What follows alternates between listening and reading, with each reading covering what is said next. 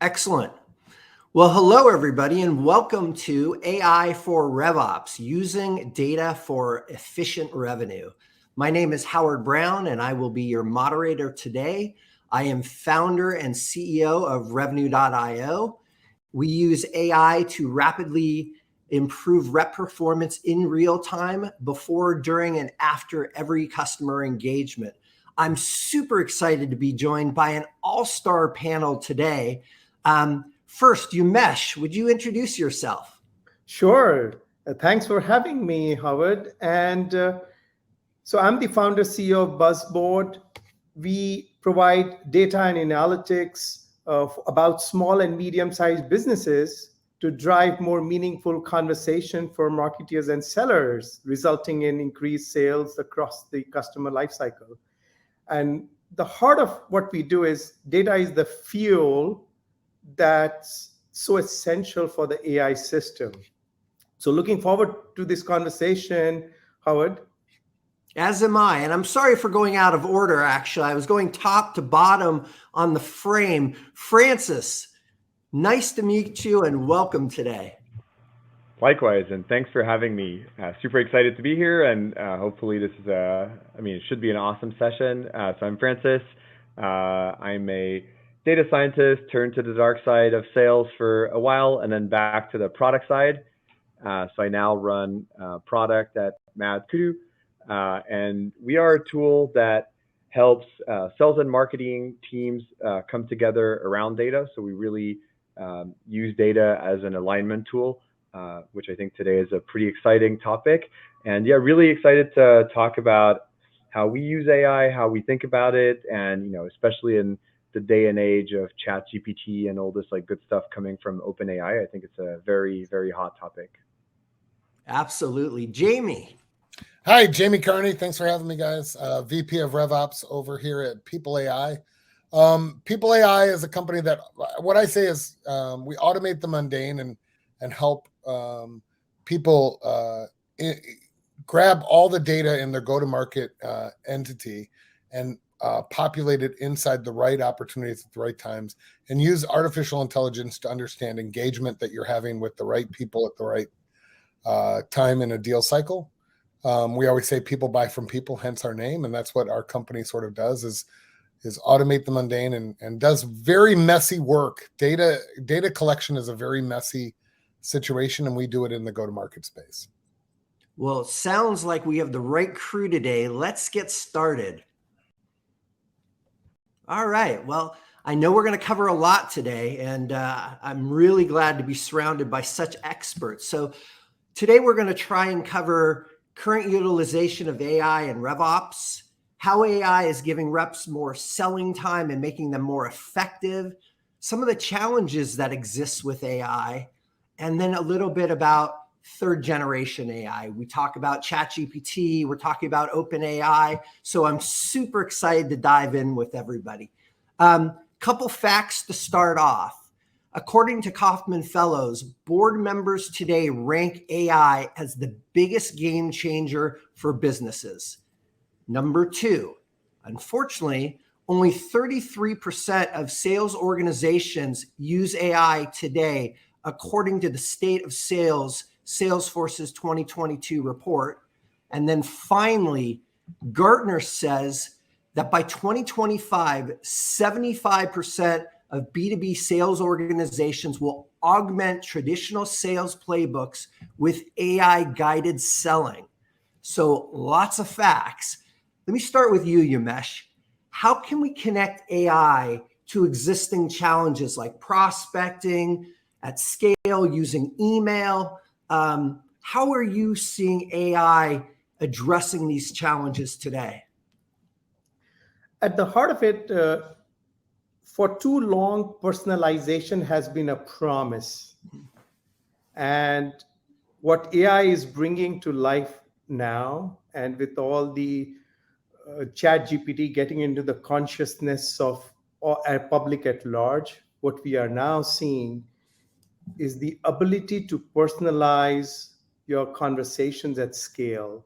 So we really believe that maybe it's time for no templates, because templates fuel spam And could this new age of personalization be the starter here? How do you generate my emails, my cadences that's meaningful, that's personal to each individual, each business, one at a time?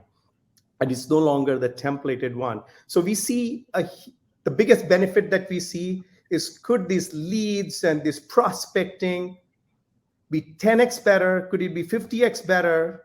But simply by virtue of bringing meaning to the conversation and the meaning to the kind of companies you end up dealing with. So, Jamie, start with you. People AI. You talked about the mundane, the data collection, the messy stuff, right? How do we use AI to augment human intelligence as opposed to replacing humans? Well, AI is only as good as the data it's reading, right? So it's easy to use ChatGPT for a big public company to understand what they're talking about on the web, because one, they're big, so they're all over the web. Two, they are a public company, so they have a lot of their public information. But private and smaller companies, finding out what they really want, it all depends on what's out on the web. What can ChatGPT find? So when I think about AI in general and ChatGPT being the biggest of it, it's all about the data set that they sit on. And what People AI does is automates all of the data and collects all the data from your go-to-market area, applies it to the right opportunities and the right accounts. And then we use all of that data to harness artificial intelligence out. And so it was interesting. Our CEO was in Davos and had ChatGPT, two ChatGPT virtual sellers and negotiators selling against each other. And they went through this cadence, and what they found out was the better negotiator was the one that sat on more richer data. And that's really how AI is going to improve now and in the future, is how do you get all that data, collect all that data, and use that to populate the artificial intelligence and get smarter. 100%. Francis, data scientists converted over to the dark side, back to product. First of all, what's the dark side? And tell me your thoughts on AI and data, being the expert in data scientists here. Yeah, I don't know if I would call myself the expert. Sometimes it's the curse of knowledge. But I think what's really interesting, and I love actually People AI's approach to a lot of this. You know, we tend to mystify AI a lot and make it feel like it's something really crazy. There used to be a meme that I would use all the time where it's like the Scooby-Doo meme where it's like this ghost and it says AI on it, and when they remove the mask, it basically just says if then. And for the longest time, really what we were using AI for was automating like some fairly complex if then rules. And the funny thing is ChatGPT is literally that, right? It's like, if this sequence of words, then what is the most likely next word to incorporate? And so I think it's important to think about it that way in terms of what are the jobs to be done that people have to do today, are doing today, that could be scaled and could be automated, and use AI to do that as a way to scale something that is working. I think we're nowhere near replacing people and replacing sellers, but we are about to, rip out a lot of the boring parts of the job, like researching, like figuring out like what sequence do I allocate people into, the kind of stuff where it's an if then, and the reps are kind of doing it, and like we're providing more data for them to automate it. So I think that's the really exciting part about it, is like being very pragmatic about what we expect to be able to do with AI. Yeah, I couldn't agree more. I think about AI as we're really in the third generation of AI, right? So if then statements, machine learning algorithms. Today, we're talking about real-time AI, right? Engagement, helping people, supporting them in real conversations, helping them actually not just interact, sure, ChatGPT, but basically still talking to a bot. How do we take some of that and actually put it in the background, right? How do we take these data sets that exist all over the place and utilize them to eliminate some of the mundane tasks? How do we use that to actually help people with the context they need to be more productive? I think so many people are afraid of AI still. The idea of AI as something that will help us do the tasks and the type of activities that we are uniquely able to do as human beings is what really excites me. Umesh, talk to me about business challenges today and how you see them. How do you see the business challenges that exist today around organizing data and utilizing sort of the data that exists in silos across sales, marketing, support, success? How do we unify that? Because to Francis's point, it's only as good as the data you have. How do we unify that data and move it out of the silos so that we can best adapt and handle the customer, right? Because at the end of the day, isn't this all about how we actually interact with our customers? Oh, absolutely. I think it's all about the winners will be about how do I elevate the customer experience, the user experience, both internal and external users. And to do that, I really like to think of, if I can digress for a moment, the AI as a three-legged stool on which data is very, very critical. It's a critical, like if you have the top of the tool as your question, what problem are you solving? And then one of the legs happen to be the data, and garbage in, garbage out still holds true. Mm-hmm. The problem in most organizations still is the silos that you spoke about. Data is sitting in all silos. And how do you connect the data together? And even more importantly, when you think of a prospect, how much data do you have inside the organization? Is that good enough? There's a lot of data that is existing outside the organization about that prospect. They have left digital footprints everywhere. How do you bring them inside and then connect them and make sense of the meaning and then hand it over to the sales rep who is calling or who is interacting and has something more complete, holistic view of that prospect? I think for Tuma, we have kept these prospects as just a line item or a record in our system. I think the customers need to be treated differently and more in a more one business at a time, one conversation at a time. And that requires a lot of this connection of the data which exists both inside and outside data. Mm-hmm. And to connect the data, you need to bring in, and that's where the AI steps in because of the computation power that it brings together and the conversational language that it can inject into the mix. So you don't have to deal with 100 data points. The rep knows for this particular prospect, these are the three that really matters. This is the one that creates meaning for this customer. Got it. So Jamie, you're the RevOps expert on the call. I'm sure you've had these challenges internally, right? Like it's one thing to have great tools, but how do you wrangle this? What is RevOps? What parts of the organization is it? Marketing, sales, customer success, customer support? How do you wrangle all of this data, all of these processes, and build a revenue team that's all moving in the same direction? Well, I mean, that's what RevOps is here for, to break down those silos. There's not only silos in data, there's silos in people and silos in directions from the people. Really, when you think about it from a RevOps perspective, there's two journeys. There's a customer journey, a buyer journey, and a customer journey. Obviously, you're a customer after you bought, and a buyer journey. And you've got to understand what are all the different inputs that are put through when a person's showing intent online. Is your sales rep then following up with the people that are showing intent online through the digital footprint that Umesh just talked about? Is your sales rep then following up with that intent online? You know, in the past, we've always had to trust that the reps are going after the right accounts at the right time.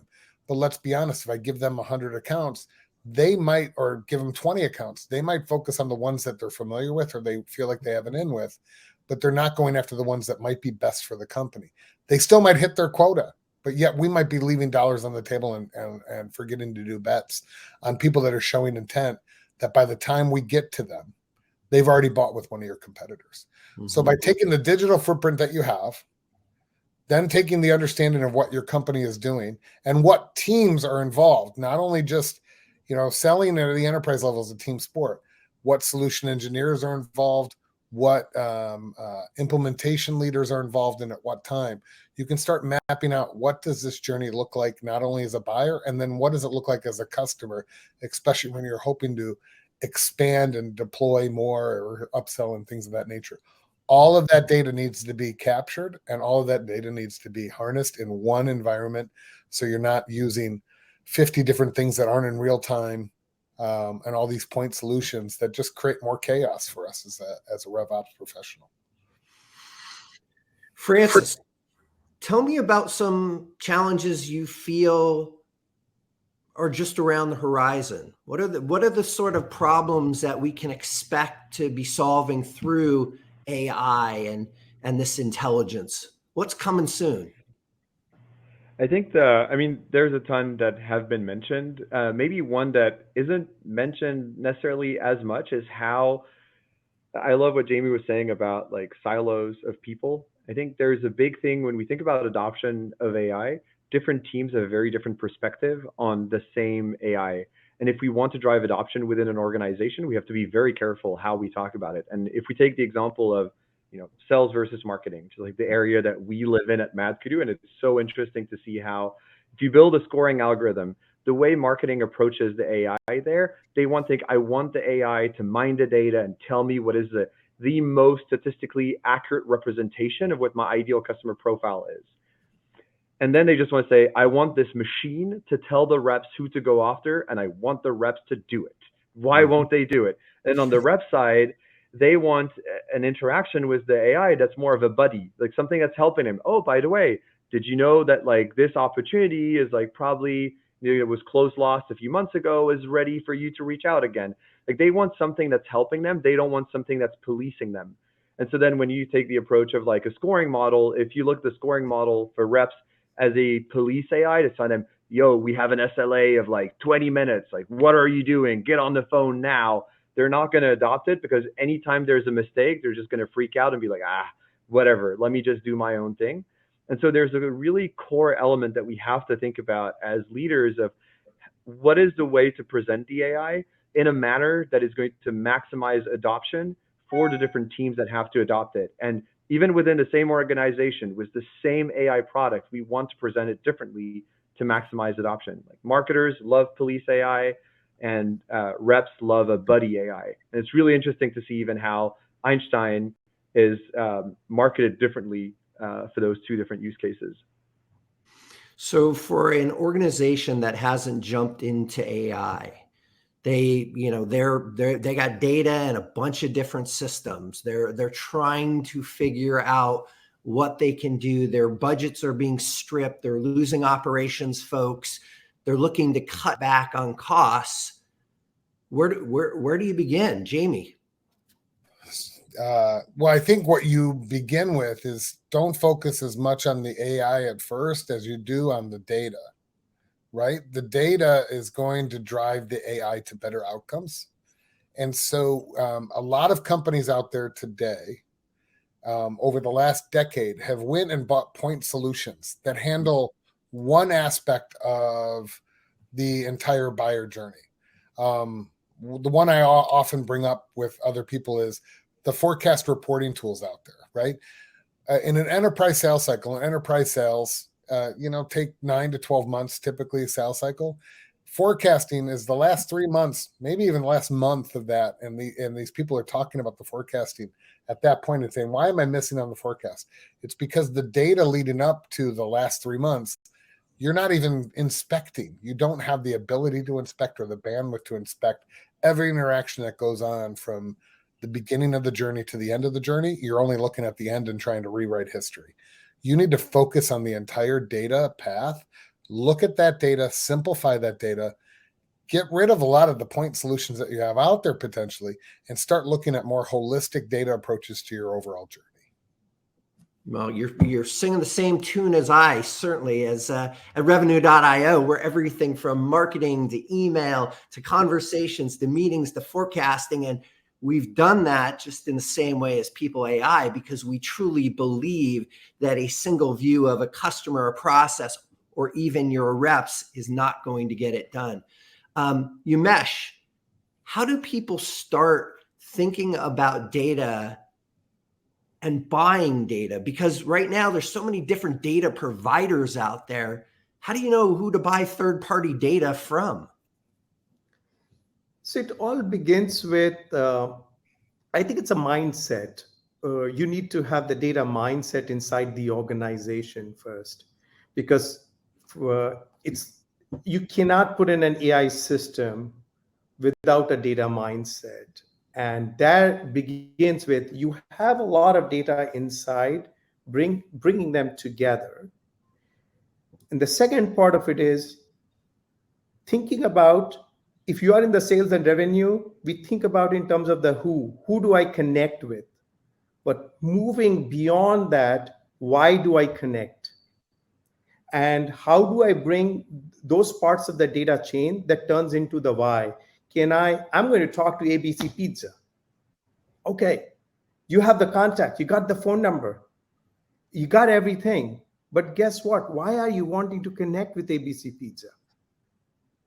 The reps don't have any answer. And that leads to less is more. I think we are about to enter the era of less is more, wherein you may need only 50 instead of 150 prospects, because you would still get to your end result in a much better way, because now you know the why.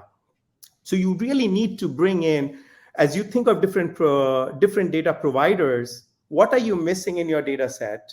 And how do I think of my prospect not as one slice of data, but they have a whole different view and a lot of footprints in the outside world. Can I bring that inside my organization and I really have a complete profile of that prospect to which I can speak to?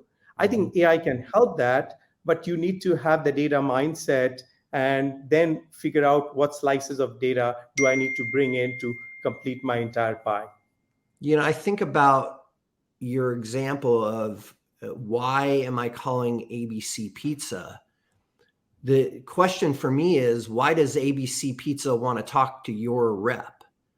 That is really what's most important. When you think about, so many marketers today are thinking about an ICP, right? Well, what's the company profile that should be talking to based on, the best fit and the least amount of churn and that sort of thing. But at the end of the day, we're really talking about individuals, people. Yep. People have unique needs. They have emotional reasons, financial reasons to purchase something.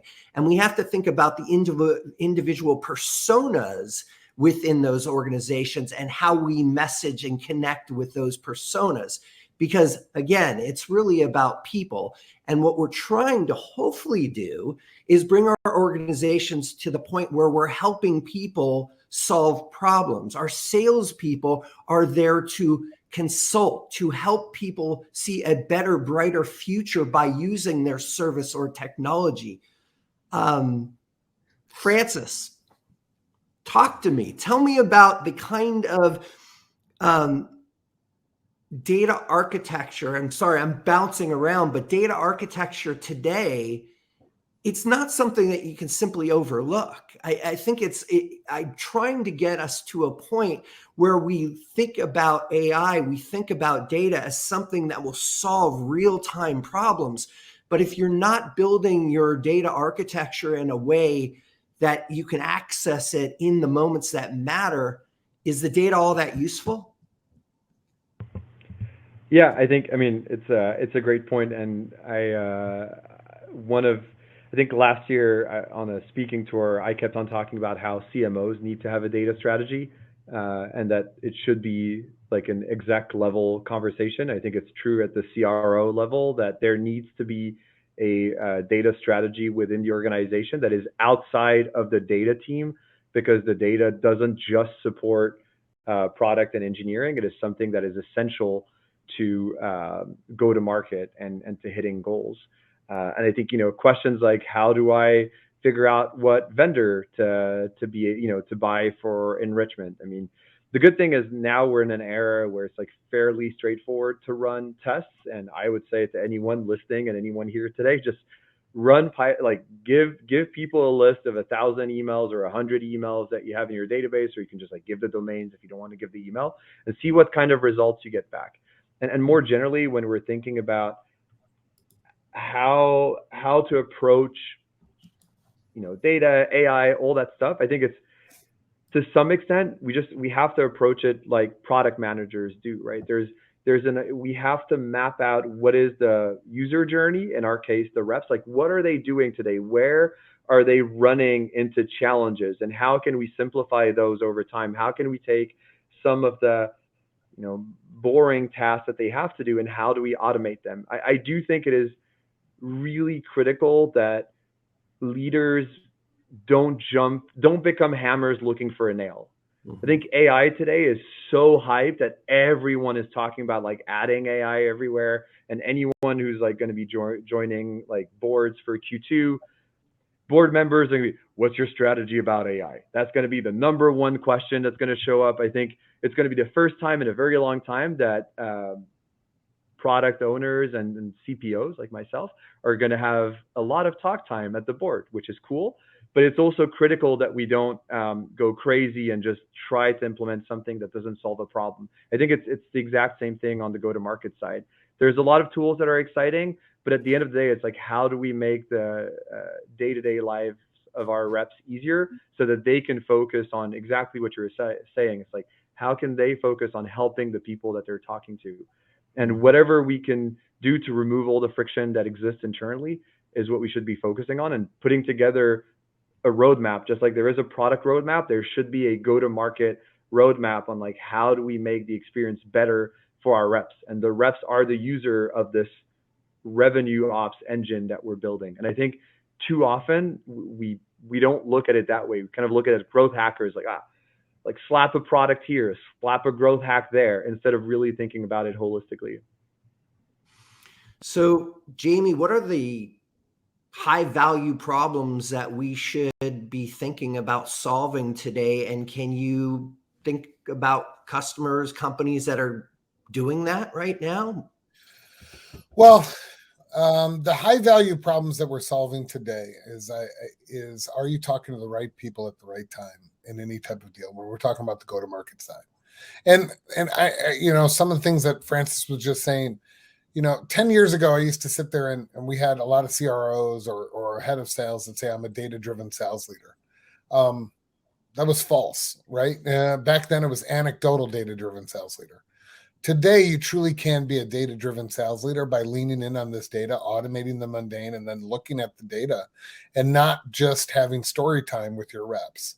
Wait a minute, Jamie, are you saying that the reps that would put their data in the forecast in Salesforce and the managers that were reading that data, they weren't really data-driven? Well, I want to talk about that. If we could talk about that for a second, what incentive does a rep have when their deal that they have going on is going south and they haven't sold many deals in the past, right?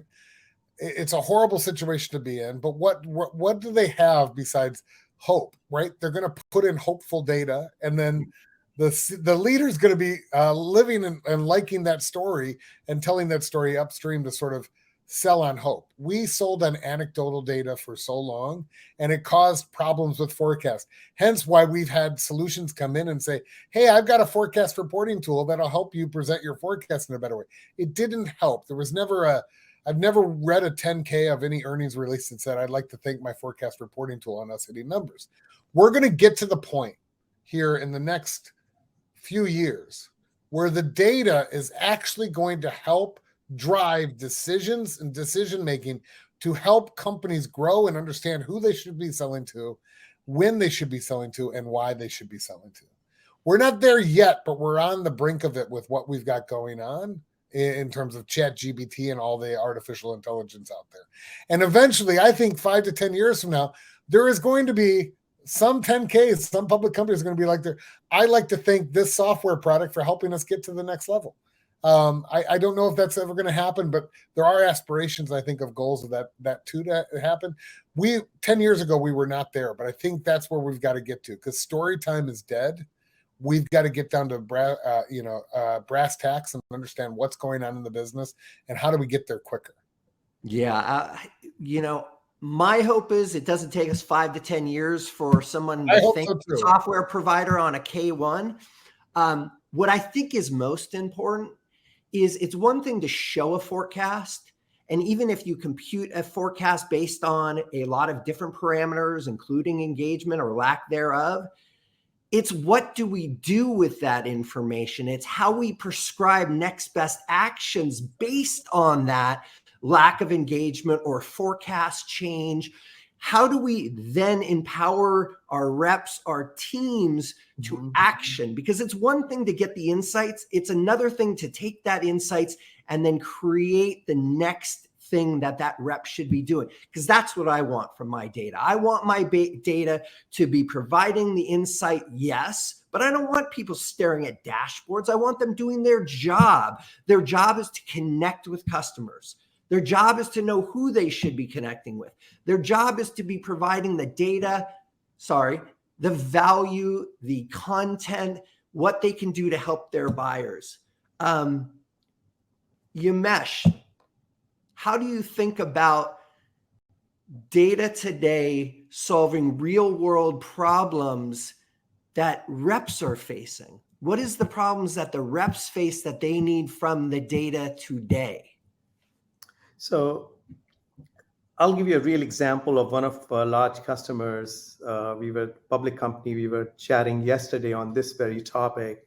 They have about 1,800 reps spread over across the nation. And these 1,800 reps, as we spoke to them, they have all these accounts out there. And the CRO mentioned, what do I do? How do I cut these accounts in half? How do I take the ones I shouldn't be talking about, the reps shouldn't be talking to, out of the system? Because too long we have incented and we have built our systems around the more number of records, the more number of folks who connect with, it's valuable. So the ability to segment, the ability to, again, going back to less is more and bringing meaning to those conversations, and then using the large language models like ChatGPT and Bedrock and Bard or whatever these systems come out, using these systems to generate personalized, not just emails, the context even for the rep. How do I improve the experience of the rep themselves so that they can deliver better experience to the customers? So I think all of these could absolutely be solved by the AI, because the disparate data points that exist, the enough points, data that exist, it's about bringing them together and then arming the reps with the context for that conversation. And then, to your point, not just the insights, inject those insights and into the conversations, because there is a little bit, the insights are sitting somewhere else and the conversation does not have those insights because there are too many of them sitting out there. So I think AI would really make the life of a seller easier. They will exactly know why the ABC Pizza should be talking to me. Got it. So we're running out of time here. I want to ask the same question from each of you. AI predictions for the future state and business value of AI. What is it going to look like? Jamie. Well, I think part of it we've sort of hinted at that. I think the AI predictions is data is no longer going to be a dashboard. It's going to be a coach, right? It's going to coach you along the way in what you're supposed to do at what time and interact with who. At the same time, Umesh, you just talked about how a customer that 1,800 reps, they've got a decent amount of accounts. I think AI actually is going to handle a lot of the interactions with the smaller accounts, right? Mm-hmm. And instead of this, there used to be this customer success, or there still is a customer success type of mentality of, we have customer success on these 5 accounts, and then we have the one to many. That one to many is going to be maybe still one to many, supplemented with AI. And so I think the human interaction with AI that's there makes it very difficult for you to detect, yeah, am I talking to AI or am I talking to a human? And that's going to work in benefit for a company that's going to be able to, we're getting forced to do more with less. It's going to allow us to do more with less. Staying along that vein, Francis, are our buyers going to be more interested in talking to digital human beings than sellers that are merely interested in hitting quota? Yeah, I think it's a good question. Or hopefully the people they talk to are not just focused on hitting quota; they're focused on driving value. I think there's a couple big changes that are going to happen with AI. I mean, the first one is, yeah, we're finally potentially going to have chatbots that people are excited to interact with, rather than the stuff that's always like, basically it's a form, but it's hidden behind a chatbot that's asking you for your first name, then your last name. I do think there's changes that we talked about, more automation on the jobs to be done. I think the biggest potential, and we talked about it with tools like ChatGPT, is the simplification of UX, where we're moving from, I think no code is basically dead. Like we're no longer going to talk about no code. We're going to talk about chat interfaces. And as a rep, I want to log into Salesforce and say, yo, which account should I contact today? Why? And I would expect Salesforce to give me the answer of like, who should I contact? Why? And then be able to, okay, give me the next people to go after, and who should I cold call now? So I think there's a huge thing there. Maybe two big challenges that I see happening that might slow us down. I think from a legislation perspective, we're starting to see it in Europe, where people are starting to sue ChatGPT because we're realizing, oh, in a B2C context, like it's kind of accurate most of the time, because it's a stochastic parrot. It's just predicting what the next word should be. So sometimes, the funny thing, if you want to try this in ChatGPT, you put your name, discovered America in, and it's going to, in the GPT model, it's going to recommend like 1492. It doesn't have a concept of right or wrong. It's just like associating words. So I think there's a huge challenge there in B2B, and that's going to slow down adoption. And the last one that I think we will have to overcome, and that's going to take potentially a while, is overcoming the black box aspect of these complex models, and how reps are going to become comfortable adopting these recommendations that are where all the decisions are like fairly obfuscated from them. And I think there's going to be a bit of a hump to overcome there. I'm so glad you said, hopefully the reps aren't just interested in hitting their quota, because those reps will not exist in the future state. Umesh. So I go back to, what Jamie mentioned and Francis mentioned, they're absolutely these micro tasks that these reps are dealing with, they would all be gone. The micro tasks, because that's the whole point of AI. The things that they don't value, that AI can handle that. And the high value aspects of their lives, what the reps live in, what the marketers live in, I think that's what would get elevated and brought to the front.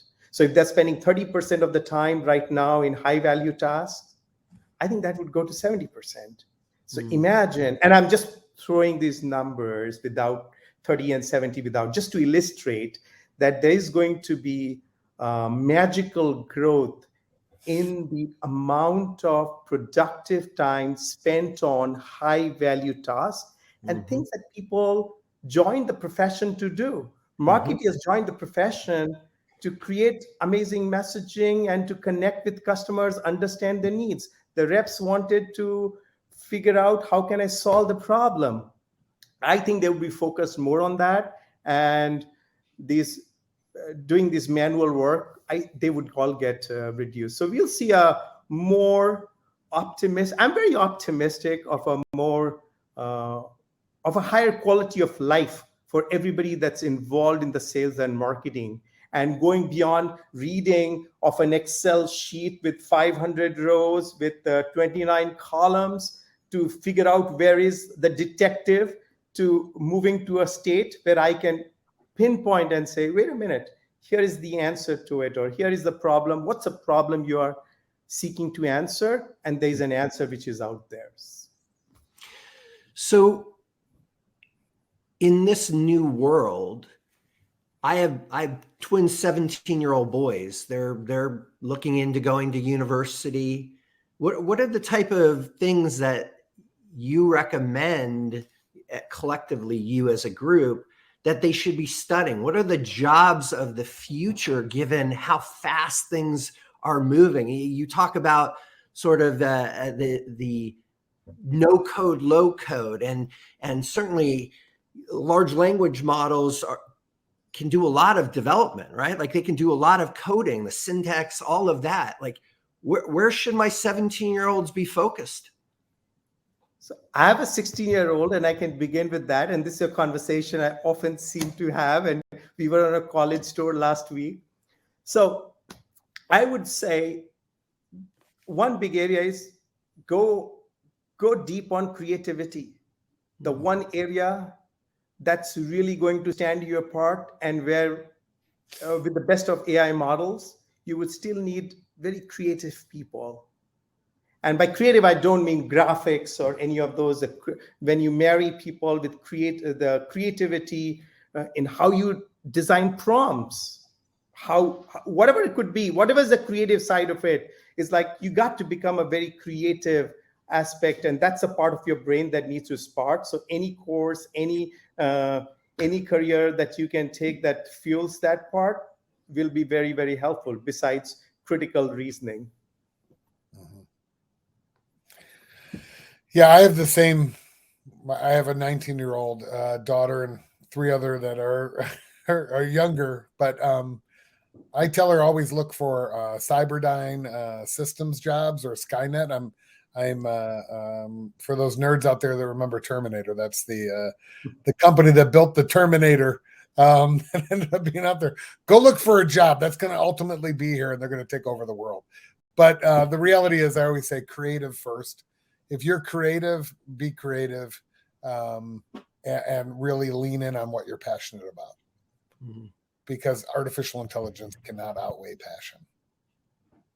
I love that. Francis, I think you might be on mute. Oh yeah, I was gonna say I love that and fully agree. I think if you're passionate about something, you can make it work. And I think the beauty of what a lot of this AI is enabling us to do is, even if we're like non-technical people, are now able to produce apps fairly easily. My recommendation though, I mean, I think we need more people who study ethics and history, so that, you know, as we're developing these systems that could grow out of control, if we don't collectively come up with a legislation that provides a canvas for business models that prevents us from Skynet ever happening. Mm-hmm. I mean, we need more people to think about that. We really need people to think about, how do we help the government think about these challenges that, you know, are created by this innovation. I don't think it's like the 6 months pause that people are asking for that's really going to help. I think it's collectively young people trying to think of what is the future we want to design, and from that, how do we make sure we have the safeguards in place to avoid a world where, it's just like a race to who can get the most data to feed the biggest gargantuan machine learning model. Well, I certainly love the idea of passion and creativity. For me, it's always been, what are the problems that we want to be solving? What are the problems worthwhile to solve out there? And make sure that we're asking the right questions. Because at the end of the day, I'm a clinical psychologist by background. Making sure we connect with one another, figuring out ways to use whatever technology we develop to hopefully better humanity. You know, staying curious. That's the beauty about a lot of this ChatGPT and AI. It's, you still got to ask it questions, right? What are the questions you want to ask of your data? What are the questions that we should be thinking about? What are the hardest problems that us as a society need to solve? And that's what I get so excited about. This has been great. I hope the audience got value. This has been a phenomenal panel. I appreciate each of you. Thank you so much for your time, for your passion, for your intelligence, for your curiosity, and for imparting the wisdom today for all of our listeners. Really appreciate it. Thanks, everyone. Yeah, thanks for hosting us. Thank you. And fun.